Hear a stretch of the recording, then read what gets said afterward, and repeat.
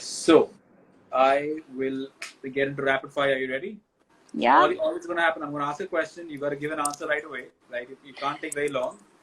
Okay. And we'll go from there, right? So, ready? Cool. What do you know now that you wish you would have known earlier? Having money in your bank is the most important thing. Yeah, always the most important thing. Okay, one piece of advice that you received, right, through your entrepreneurial journey that you still follow today. Make notes. Make notes of everything. That's so important, right? You get so much information at times, and you feel like you remember it all. But as an entrepreneur, you're like, you have so many.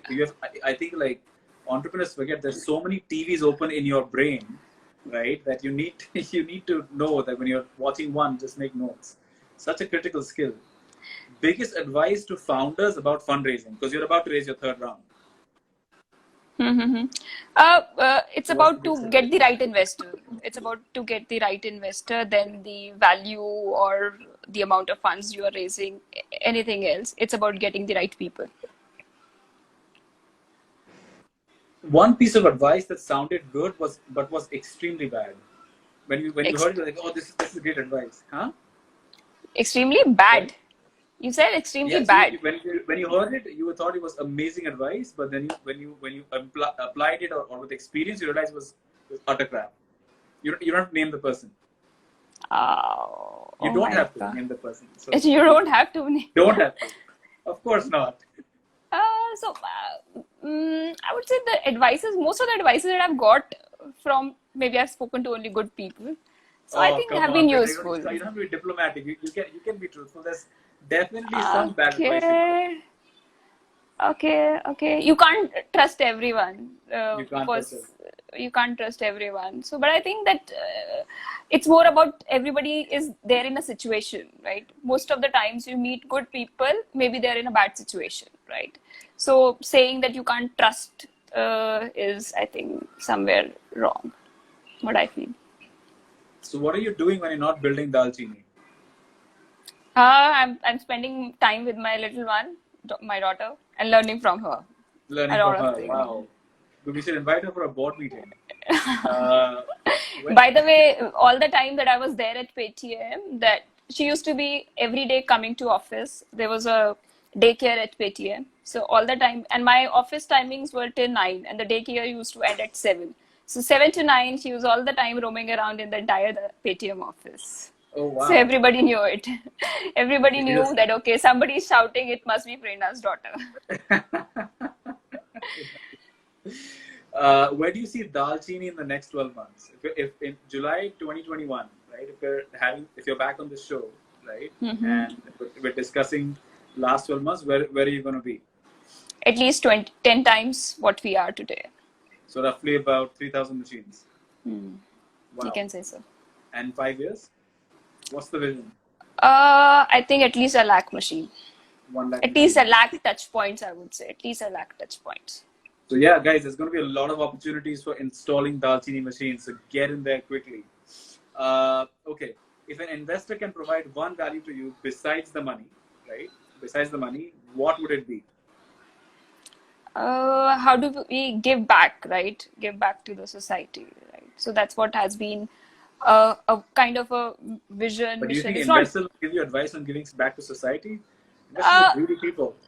No, actually, the way I look at it is, right, if you're building for your own, right, you can only scale to an X level, right? But if you're building for the ecosystem, if you're building an ecosystem, if you're building for, like I said, that there's so many food business operators in the country, right? We're not going to replace all of them, right?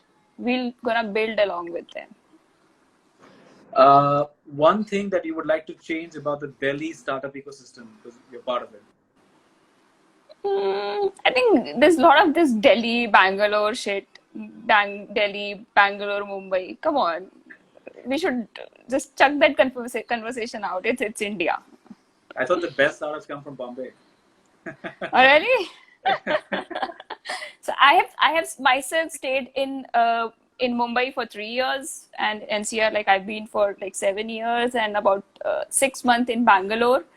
and I am from Meerut, and I have 4 years in Chandigarh. So I think every city has their own unique things and goods and bads. So you should check out that conversation. Okay, cool. If you could pick the brain of one founder, okay, you could choose any founder in the world, and you could have that person for 24 hours. Who would it be? Mr. Ratan Tata. Mr. Ratan. And what would you like to learn from him? What would How you ask him? how did they had that feeling of giving back to the country so much? Like, what was the inspiration? What was the whole thought process behind it? Hey, you're not building an NGO, right? You're not building an NGO, but you still could give so much back to the country, right? So that is what I want to learn, that what gave them, what was the motivation behind doing this?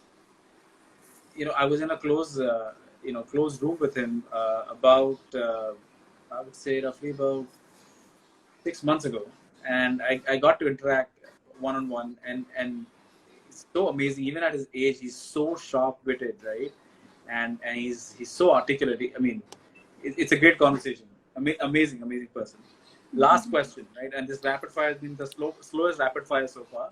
Okay. Is a book a book that you're reading right now? How do you raise funds from venture capitalists? You gave me that book. You remember?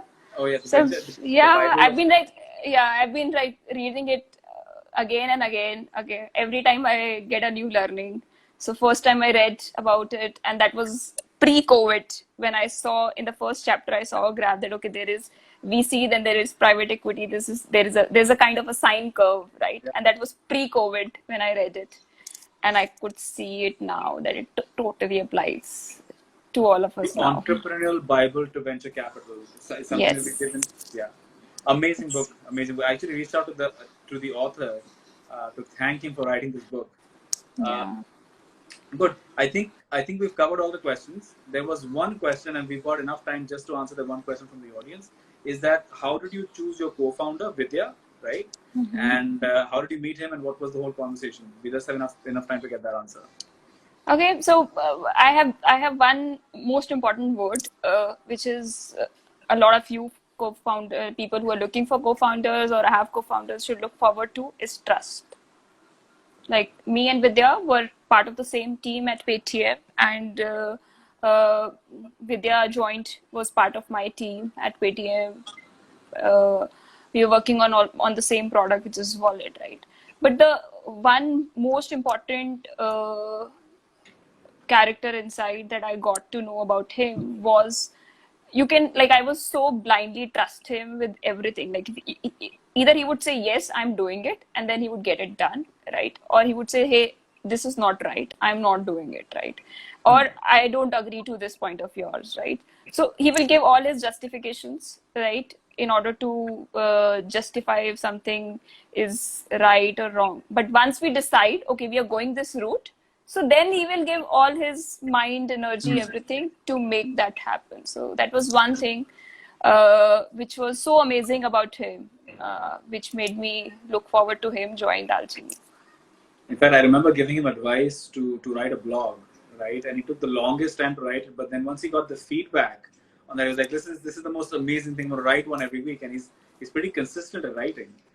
So yeah, I mean, it's such a key skill, right? That because sometimes you may not agree with your co-founder, but and you may have to go with their idea.